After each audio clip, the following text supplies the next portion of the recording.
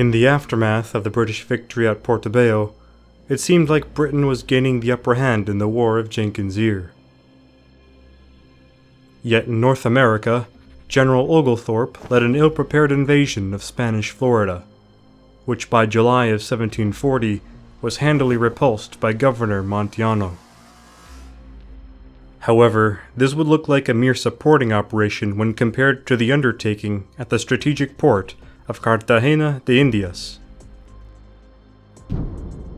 Cartagena, part of modern-day Colombia, was a vital port in the Spanish galleon trade, and one of the most populous in South America. Its harbor was regarded as one of the finest in the world, and thus was defended by a system of forts and shore batteries, most of which were recently modernized for the war. If the British took the city, it would greatly disrupt the galleon trade. In addition, it could also serve as a base and launching point for future expeditions, or an invasion of the Spanish interior, tierra firme.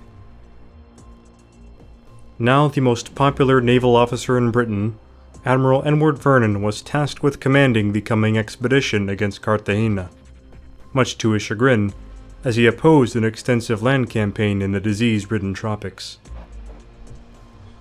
In March of 1740, he used his squadron to test the waters at Cartagena. With him were 6 ships of the line, 2 fireships, and 2 bomb ketches, which could propel bombs weighing over 300 pounds at a range of 2 miles. The admiral had a personal vendetta with the Spanish admiral stationed there, Don Blas de Lezo y Olavarrieta. Blas de Lezo was a seasoned veteran of the Spanish Navy.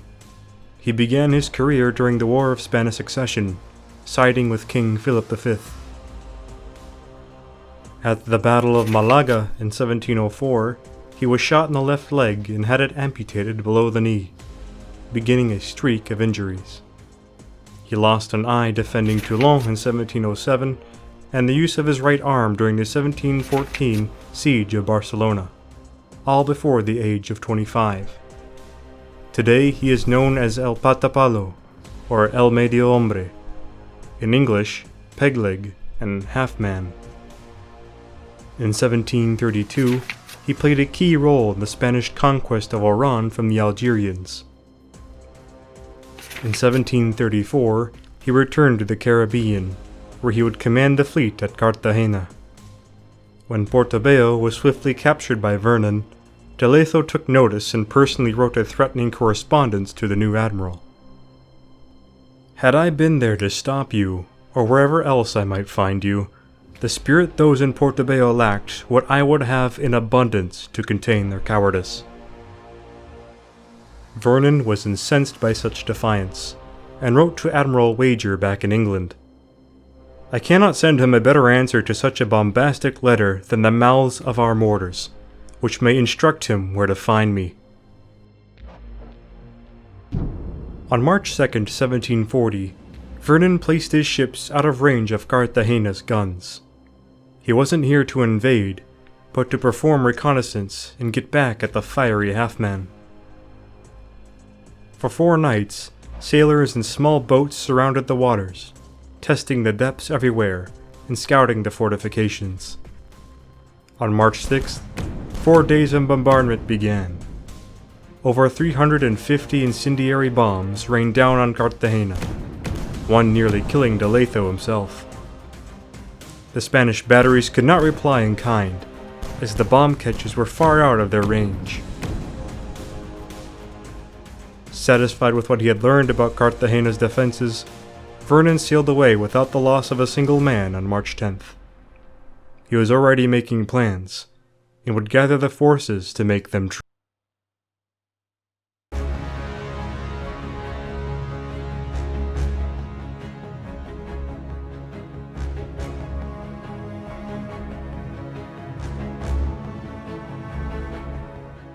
For the expedition to Cartagena, Britain's naval board was building up the largest amphibious invasion force the world had ever seen. At first, only 2 army regiments were authorized for the expedition. The outbreak of the wider War of Austrian Succession called for most of the army to remain behind for the coming campaign on the European continent. 6 new regiments were mustered. However, the demands of warfare in the tropics called for more lives, and the American colonies, who had equally despised the Guardia Costas, were called up. A massive volunteer regiment was raised from most of the 13 colonies, including some Native Americans and free blacks.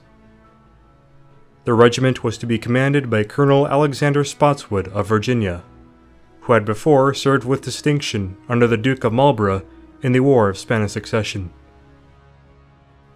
The American regiment would be enrolled and equipped on the British establishment as the 43rd Foot.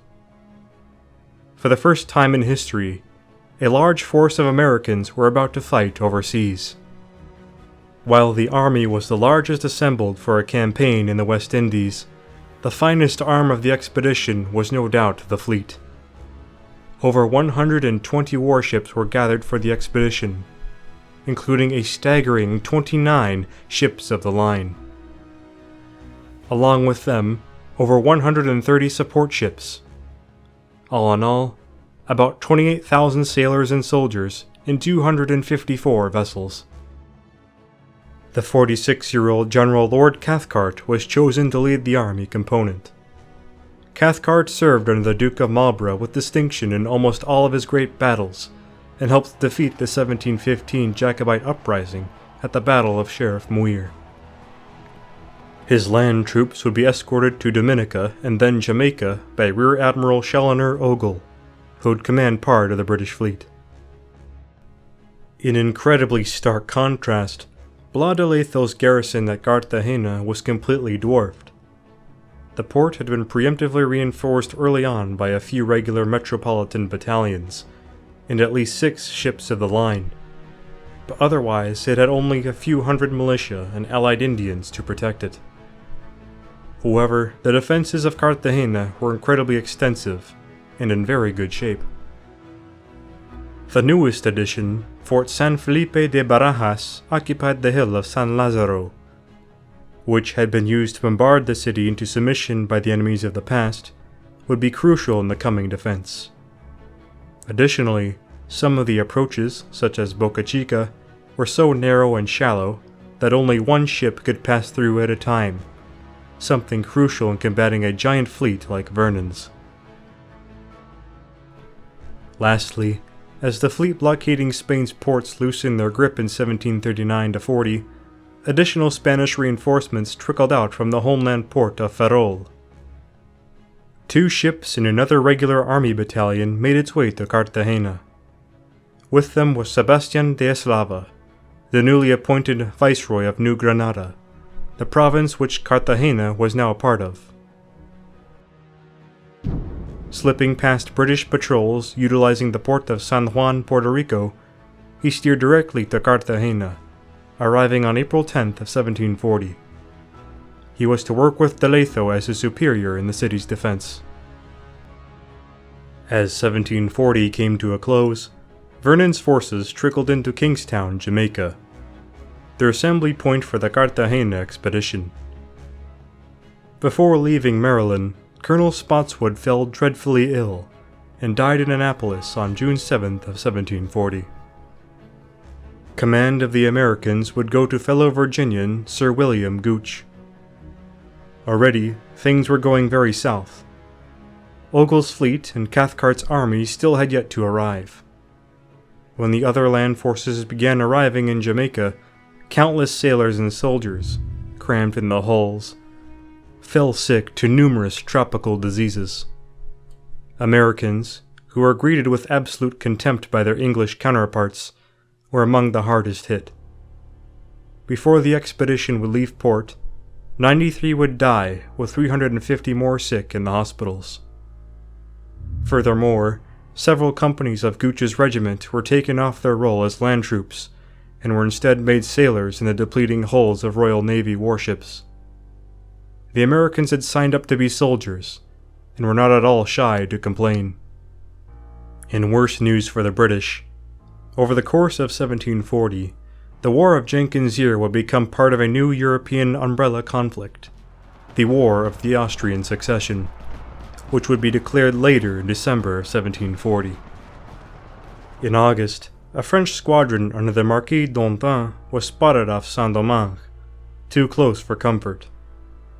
Vernon worried that d'Antin would link with Admiral de Torres's Spanish fleet in Cartagena to preemptively strike British possessions, and that wasn't far untrue. For the crucial temperate months, focus was spent on the Franco-Spanish fleets as the expeditionary force dithered in port. Unfortunately for the Bourbon powers, their European fleets fared no better than their enemy in the Caribbean. By December 16th, the war in Europe began, but it was obvious that a combined effort in the colonies would never bear fruit that year. By December 19th, Cathcart and Ogle arrived in Dominica. It was apparent that their forces were no more free from the cramped and horrid conditions that Vernon's men endured either, even while in British ports. Lord Cathcart was among the suffering victims, dying on the same day of amoebic diarrhea. He was immediately replaced by Thomas Wentworth of the 24th Foot, Cathcart's second in command, who, although a distinguished logistician, held little confidence or battlefield experience. In the new year of 1741, Wentworth's army enjoyed a bittersweet welcome in Jamaica.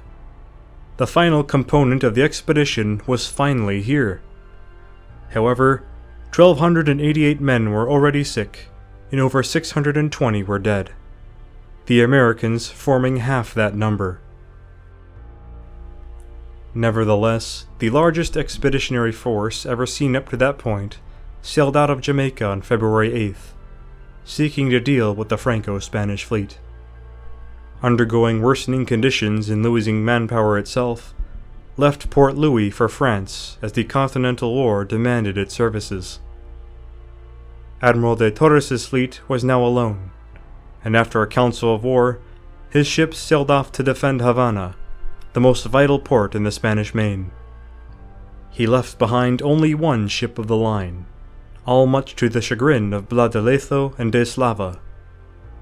The odds once again tipped vastly in favor of the British. Vernon would land unopposed in Port Louis, only to learn that the French had slipped away a month later. Unbeknownst to him, Danton would die of yellow fever when his fleet got home. Learning of the French flight, a decision was quickly reached. On February 26th, 28,000 men and over 250 ships set sail once more. Tens of thousands would never return home.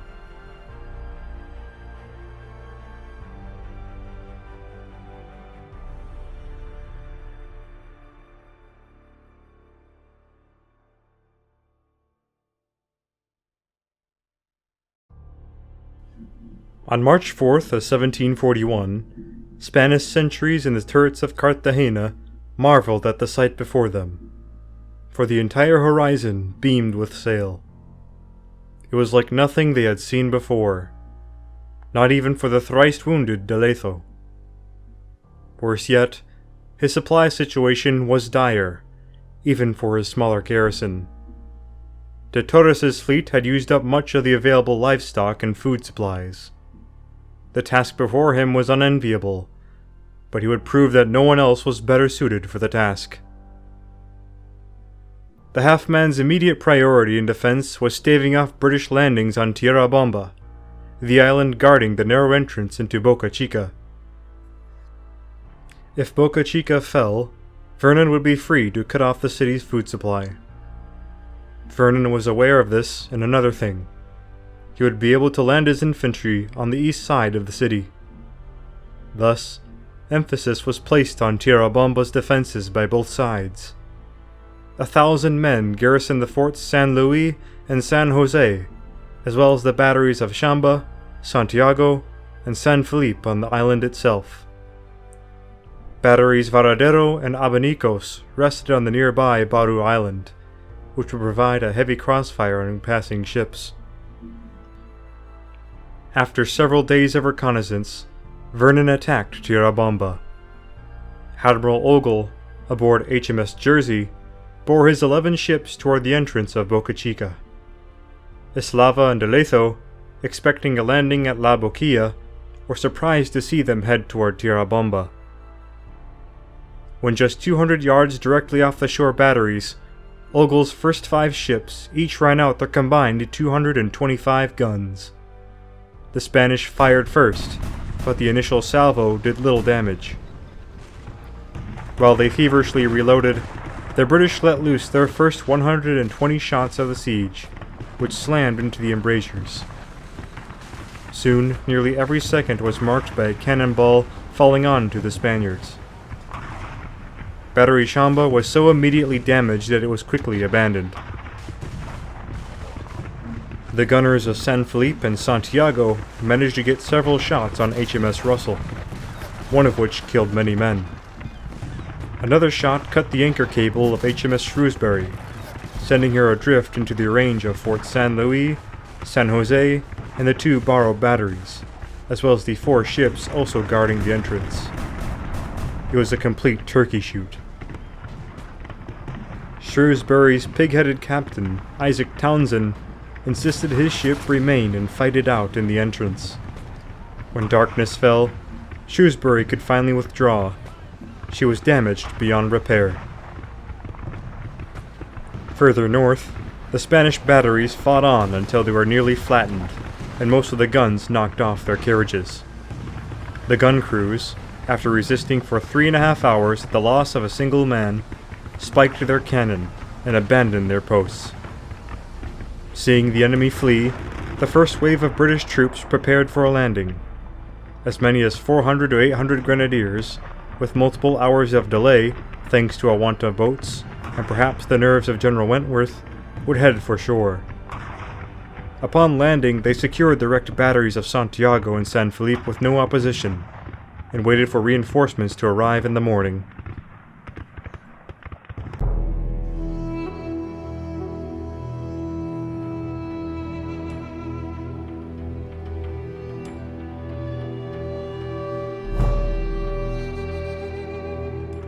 Overnight, the bomb ketches Alderney and Terrible lobbed their shells at San Luis, commanded by Captain Carlo Deneau. As promised, 4,000 reinforcements landed on Tierrabomba. La Deletho, aboard Galicia, could not clearly observe the enemy from his position, and tried to request reinforcements for reconnaissance from Eslava, who, wishing to conserve his forces, was less than cooperative. 40 hours after the landings, the distant Admiral Vernon, impatiently watching the troops mill about from Boca Grande, dispatched a letter to Wentworth, urging him to attack as soon as possible. The hot season was approaching, and the Navy needed the bay for protection against the sea weather. Wentworth could only pick up the pace ashore. With few experienced engineers at hand, Wentworth's men slowly made progress on approaching San Luis, beginning construction on a battery concealed by trees 500 yards away from the northwest bastion. Around this time, Viceroy de Eslava paid Fort San Luis a visit, hoping to inspire the garrison with his presence and speak with the admiral. La Deletho again argued for a sortie with a few hundred infantry on the British position, as his scouts confirmed the presence of a new battery.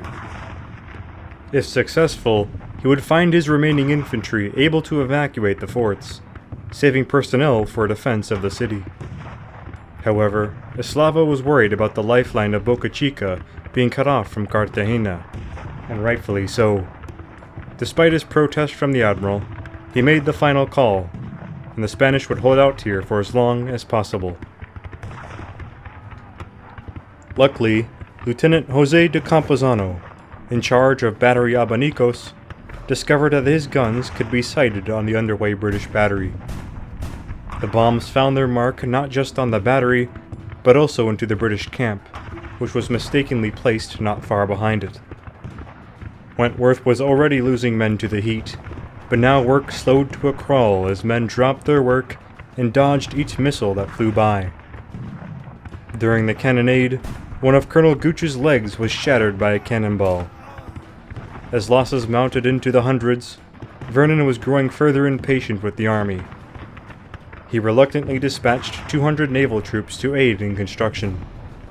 He also sent HMS Jersey with a landing party to scout Barrow Island, their objective being to destroy the batteries there. On the night of March 18th, several barges full of Anglo-American sailors and Marines, under Captain Edward Boscawen, rode quietly to the troublesome battery Abanicos.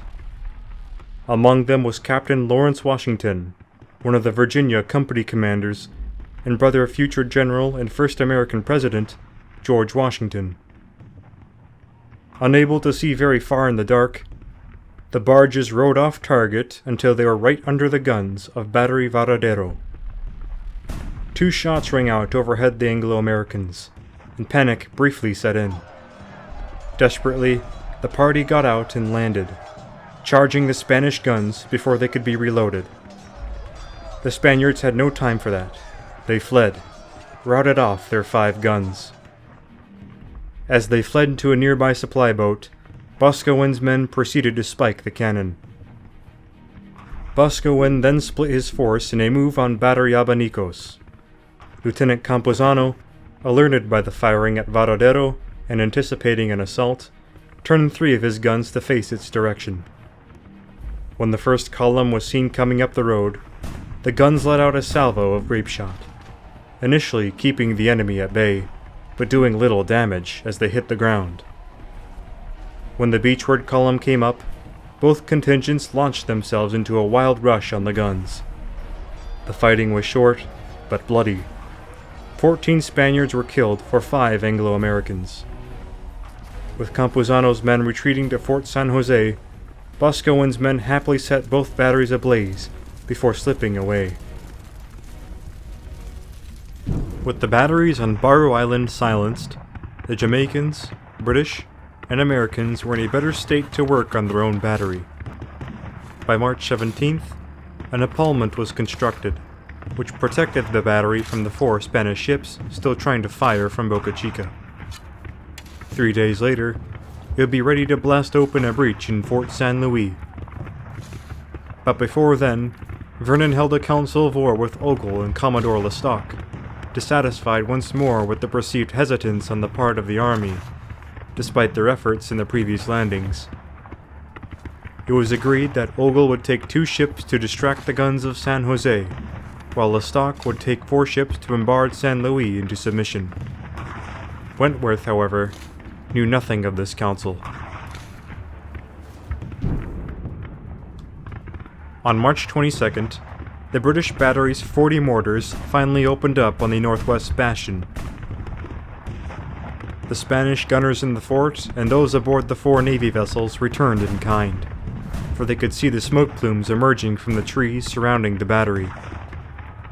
The British battery heavily damaged San Luis, and the Spaniards, while overshooting the battery, inflicted mayhem in the British camp once again. Another colonel was hit, that being Charles Douglas of the 48th Foot, his head taken by a cannonball. Most surprisingly to the British, fire erupted once again from Barrow Island.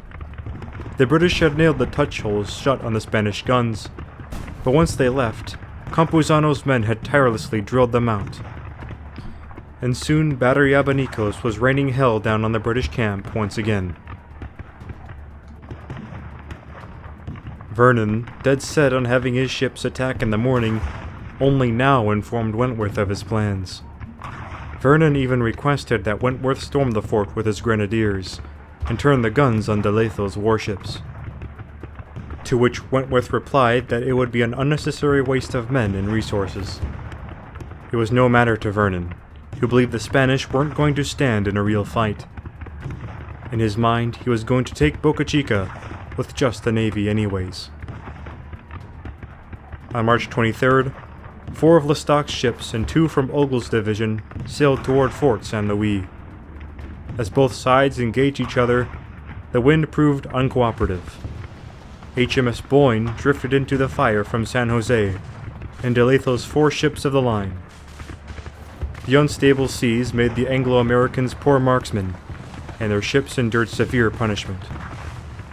After an appeal from Vernon for help, Wentworth once again put his battery into action against San Luis. In turn, Battery Abanicos opened up as well, the first salvo of cannonballs tearing off the head of Sir Jonas Moore, Wentworth's chief engineer. In response, the ships Princess Amelia, Litchfield, and Shoreham moved against the battery that thus far had given them hell. Seeing a landing party from these ships approach, Campuzano knew he couldn't resist with his half-burned battery. His troops spiked the guns and blew up the powder magazine. This time, Baru Island was abandoned by the Spanish for good.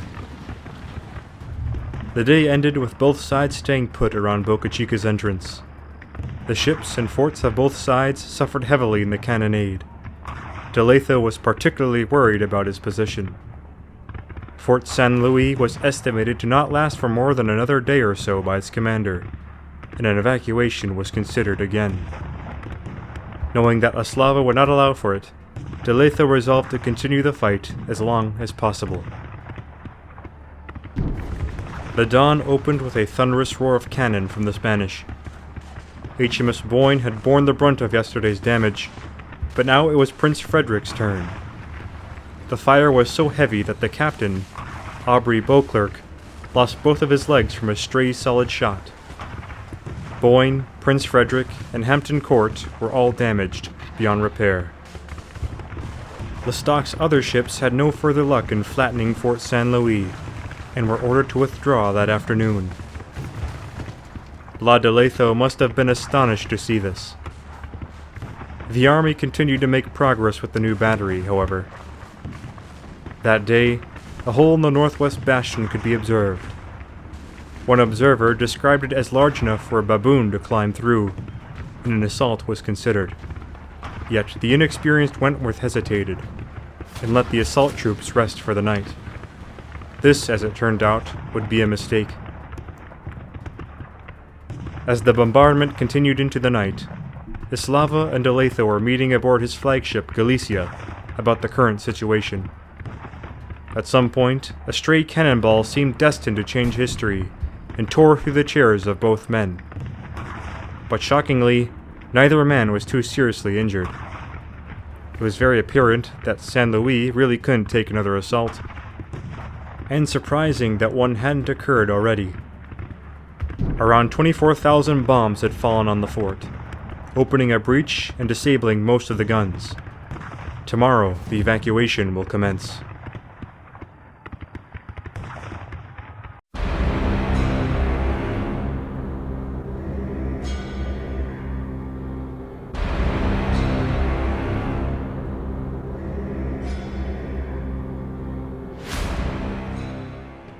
Vernon and Wentworth had been critical of each other, as well as quite uncooperative thus far in the siege. But it was clear that San Luis was in no state to repel an assault anymore. A joint Army-Navy assault would commence at 5 p.m. that day. General Blakeney would assault the fort directly with 1,260 men. Meanwhile, Captain Charles Knowles would take Fort San Jose from the rear by amphibious assault. Just as planned, 3 mortar shots signaled the attack. Blakeney's grenadiers emerged from the tree line and began their 500-yard sprint to San Luis. The garrison commander, Captain Deneau, put up the white flag and breathed the drum for a parley with the British, but it was too late. Mistaking the drumbeat as the call to arms, the grenadiers rushed into the breach, shot the drummer boy, and put the rest of the exhausted garrison into pandemonium. "They cut us off!" cried the terrified Spaniards. Admiral De Letho could see his panic-stricken men flee into the waters, and sent boats to retrieve them. The Union Jack now flew above the crumbling walls of San Luis. Seeing the condition of the fort, an officer later remarked, "It was surprising to reflect on their having kept this place for so long." For besides the breach in the walls, and the embrasures all being knocked down, of 90 cannon, 2 were fit for service. A party of grenadiers from the 15th Foot, occupied with taking over the fort instead of pursuit, severed the boom, blocking the entrance into the outer bay. Now it was Captain Knowles' turn. Knowles's men had been rowing towards San Jose, keeping clear of the guns. However, when his Anglo-Americans clambered over the parapets, they found the fort completely abandoned. Blas de Lezo watched anxiously, unable to do much to help the 370 men still trapped near San Luis. Worse yet, the boom would soon be severed on the other side, allowing the British free entrance into the outer bay. Luckily for him, Eslava returned with a legion of small boats and navy vessels. With this makeshift flotilla, the remaining garrison would be evacuated. The half-man's last effort at Boca Chica was to hinder Vernon as much as possible. His 4 ships of the line were to be scuttled where they were, their crews evacuated. Africa and San Carlos sank as planned. However, San Felipe, already burning, lost itself on the shoal of San Jose. Galicia, de Lezo's flagship, was still afloat, with a few dozen men and its captain trapped for a lack of boats. Knowles, seeing this, re-embarked most of his men to aboard the stranded ship. Captain Ordon chose not to resist and surrendered Galicia, as well as the Admiral's flag. A humiliating dishonor. Meanwhile, in the distance, San Felipe went up in a great explosion as the flames reached the powder magazine. Satisfied, Wentworth felt vindication in his methods. Vernon, however, also felt vindicated. To him, a drawn-out siege was pointless in the face of a supposedly cowardly enemy. It was time to either go big or go home.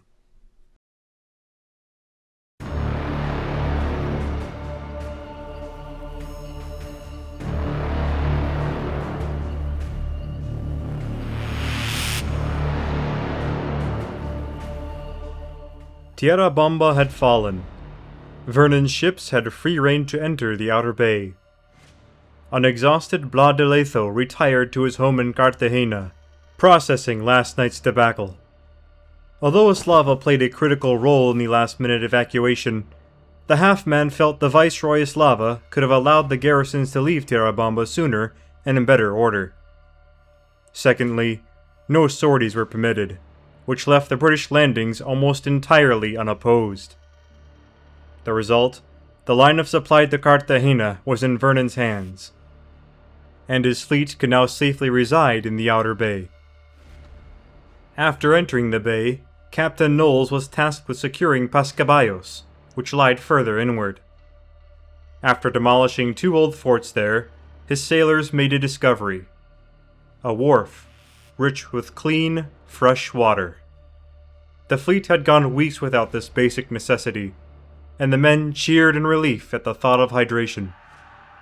However, when the water was ferried back to the rest of the fleet, Vernon made it clear that only the Navy was to receive the water, as they had been the ones to find it. The poor soldiers, rattled with diseases, were resigned to the captured Spanish cisterns and casks swarmed by mosquitoes. This particular breed of mosquito was known as Aedes aegypti, which carried a deadly flavivirus, yellow fever. By March 28th, Eslava and de Lezo had drawn up a new line of defense at the entrance into the Surgidero. This was guarded by 2 more forts, Castillo Grande and Fort Manzanillo. The entrance itself was blocked by several sunken merchant ships. The defense was further augmented by the 2 remaining ships of the line.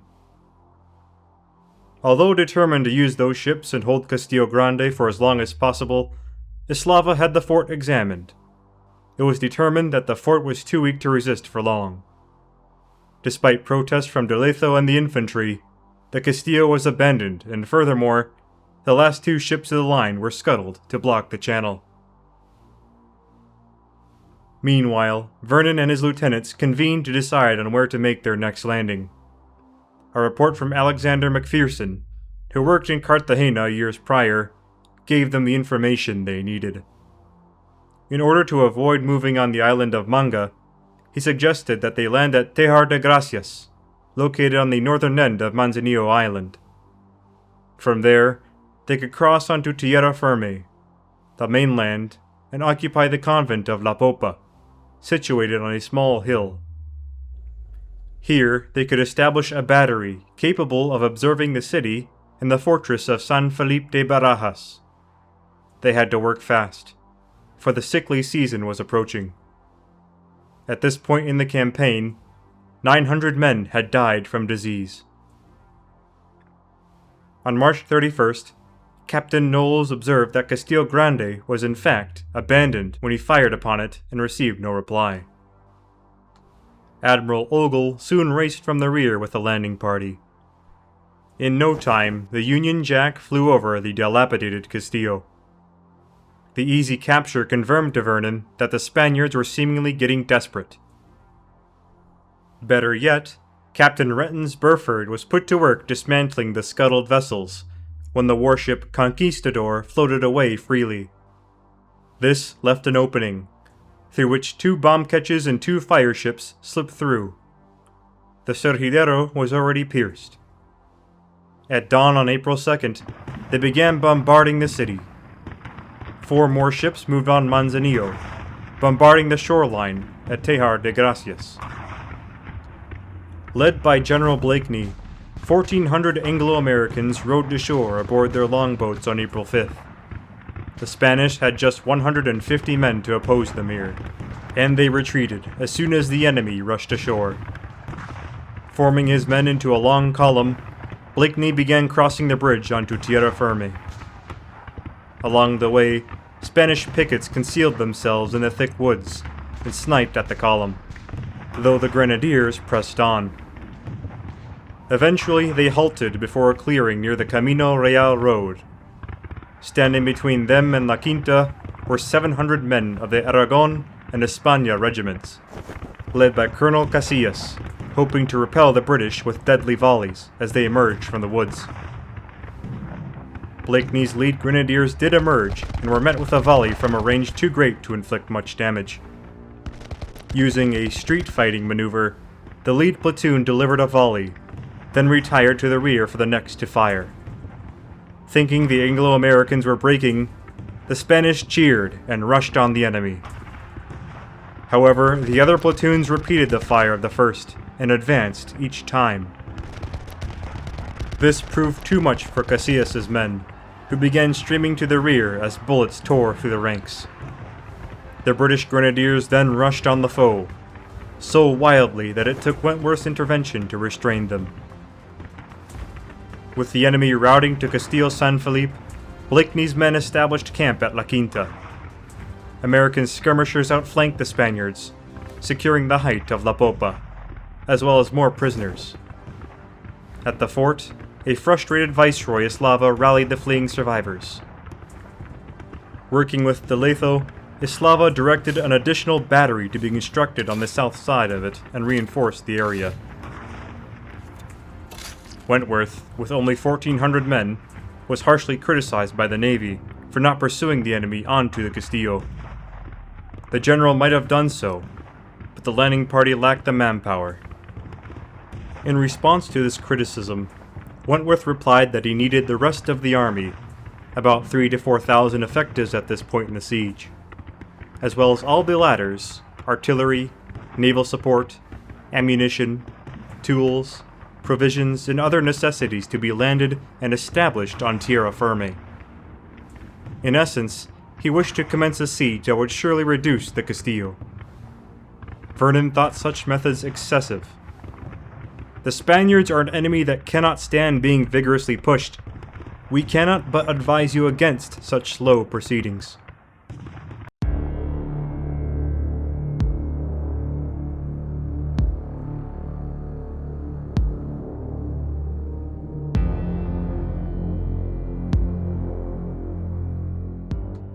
From La Quinta, Spanish soldiers and sailors could be heard feverishly improving the defenses at San Felipe. With the rest of the army coming ashore, this was the prime opportunity for a combined attack from the fleet and army to disrupt their tireless enemy. However, the inter-service rivalry finally got to Wentworth. Having been refused critical support from Vernon's ships, he shrugged away progress and only worked on his own camp's defenses, posting 1,400 of his 4,300 landed men to this duty. There were no mules or horses to haul cannon ashore, and more men were getting too sick to perform this duty. Some now showed worrying symptoms of the dreaded Yellow Jack, as the fever was referred to by the English. Losing energy for a siege, Wentworth began to genuinely consider an early assault on the Castillo. A reconnaissance by Engineer William Blaine and Lieutenant James Cochrane confirmed that San Felipe's walls were short enough to be scaled by ladders, nor was there a ditch before them. Additionally, a supposed wooden door, which could be forced, provided entry into the fort on the southwestern side. After a council of war with Blakeney and the other engineers and officers, Wentworth declared that he had no time for siegecraft. The Castillo was to be assaulted. This hasty decision would seal the fate of the expedition. In the earliest hours of April 9th, over 2,000 Anglo-American troops under Brigadier General John Guise prepared to surprise the garrison of Castillo San Felipe. Their main effort, led by Brigadier General Thomas Wynyard, would focus on the southwestern end of the fort, where the door was supposedly located. A supporting attack by Colonel John Grant would take place on the northern face to draw away the defenders. The eastern face was to be avoided, as it was too tall for ladders.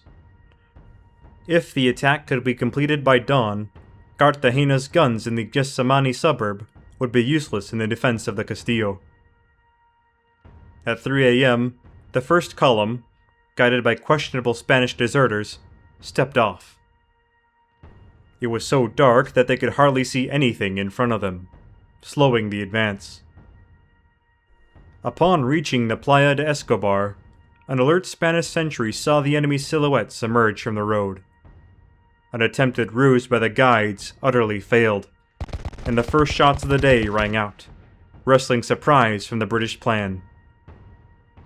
30 grenadiers chased these sentries off with the bayonet, but both the city and Castillo were put on high alert. Wynyard's column fell short of the southwest side in the confusion, and instead struck the eastern face. Grant's column emerged from the forest toward the northern face, but it turned out that the final reconnaissance failed to account for the Facine hornwork, which outflanked them with their raking fire. At this time, Blas de Leitho took command of the garrison. With him were a couple hundred sailors, which he reinforced the hornwork with. Viceroy de Eslava soon also arrived, reinforcing the southern battery with more troops. From the base of San Lazaro, Wynyard's men scurried upwards, when they received the full force of San Felipe's guns at 40 yards away. It was still dark, and neither side could do much damage as they blazed away. This changed very quickly as the first light of dawn rose over the horizon. The inexperienced British officers tried to implement their street fighting maneuver, but it was far too difficult as bodies tumbled down and disoriented the ranks. On the north side, Colonel Grant put himself in front of his men at the base of the hill, inspiring them to slam directly into the defenders of the hornwork. Astonished by the bravery of the Anglo-Americans, the Spanish sailors initially ceded these defenses. However, a Spanish musket ball struck Grant down where he stood. His last words are said to be, "The general ought to hang the guides, and the king ought to hang the general." Unable to organize a defense, the British were thrown back by a vigorous counterattack. Outflanked yet again, Grant's force was left to sit and exchange shots from below. On the east face, luck for Wynyard's column seemed to come true.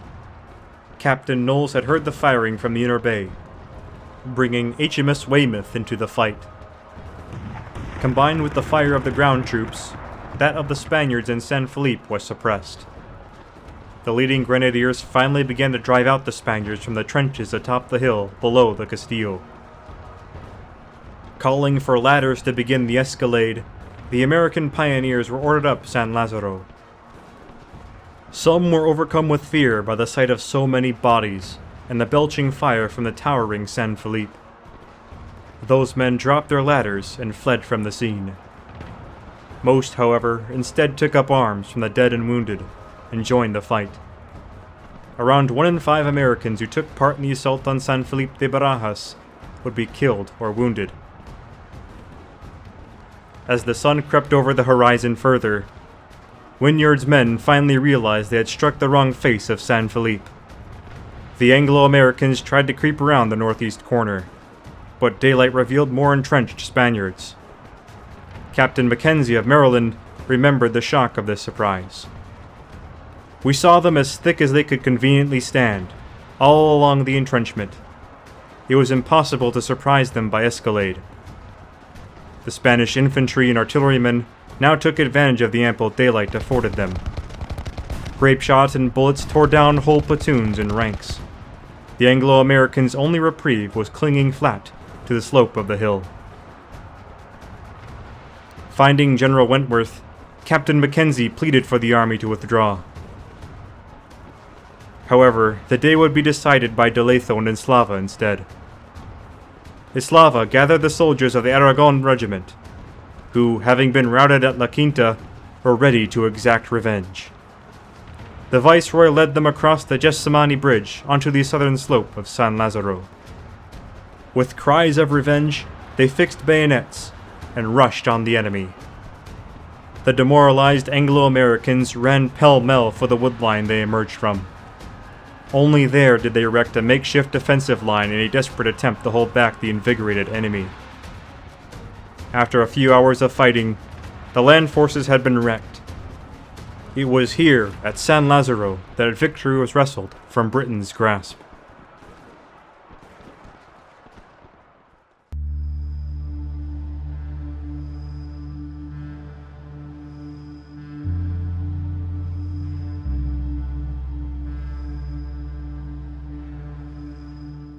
Having returned to La Quinta, the total of Anglo-American dead and wounded at San Lazaro was revealed. 683 officers and men out of 2,000, 106 of them being Americans. The wounded men languished in camp. There were far too few surgeons to see them. Firing from British ships continued for the next few days, and more men fell out of their places too sick to work. As the first downpours of the season drenched Cartagena, Vernon and Wentworth met along with their officers on April 14th aboard HMS Princess Caroline to reach a resolution on their next course of action. At one point in the Council of War, the popular admiral released his anger at Wentworth, throwing a fit of rage as he stormed out of the cabin. When he returned, a vote was cast on terminating the siege. The decision to do so was reached almost unanimously. Ironically, the only time the two branches really did something together. Fast forwarding to April 25th, the first fort in British hands was destroyed, that being Castillo Grande. Vernon accepted that he couldn't take Cartagena, but he would leave it defenseless as he did Portobello. This process took another several days to finish the job. Aboard the transports, it quickly became obvious that re-embarkation of the army provided them no relief. Yellow fever, along with scurvy and other diseases, now had a firm hold on the expedition. The surgeons were again overwhelmed, and bodies piled into the holds. Soldiers and sailors alike threw their comrades overboard, and watched as they floated away, now prey for sharks and scavenging birds. On May 9th of 1741, the fleet finally left the harbor of Cartagena. The suffering, however, wasn't over. When the fleet arrived in Jamaica, 1,589 more had died. Thousands more would perish and languish in Jamaica's hospitals. The death toll endured during and immediately after the siege echoed nothing but total disaster. Around 10,000 to 13,000 had died, some from action or wounds, but most were from disease. About 7,500 more were still sick or suffering from wounds. To cap it off, 6 Royal Navy ships were burned or destroyed due to a want of crews, and 17 more were severely damaged. 4 frigates and several transports were abandoned. In Britain and the colonies, premature celebrations were held as they expected another great triumph from the greatest fleet Britain had set forth. Victory medals were made, often showing Don Blas de Lezo at the mercy of Admiral Vernon himself. However, news of the defeat soon reached the realms of the Empire. The Boston Weekly reported, "We cannot give you so pleasing an account of Cartagena as I expected. While they lay before Cartagena, they had great sickness and mortality in the army." Although driven from Cartagena, the hardships for Vernon's men were far from over. When the army had recovered enough to his liking, Vernon led a smaller-scale attempt on Santiago de Cuba that August, which if taken would secure the windward passage and easily allow for a future attempt on Havana or French Saint-Domingue. This expedition would fare no better than the last, however, and 3,800 more Anglo-American lives were lost. Losing just around 800 men from all causes, the siege of Cartagena de Indias would become recognized as one of Spain's greatest victories, ensuring Spanish control of South America for decades to come. Unfortunately, the peg-legged Blas de Lezo, one of the two architects of this victory, died on September 7th of 1741 of typhus. He has a statue both in Madrid and in Cartagena today. His superior, Viceroy Eslava, competently served in New Granada for 9 more years before returning to Spain. Despite this devastating defeat, the war as it began in 1739 was not yet over. The Spaniards enjoyed a newfound confidence. In the next year, they would launch their first and only offensive of the war against the British into the Southern American colonies. Opposing them was the recovering Oglethorpe, with far fewer men and resources than he had in 1740.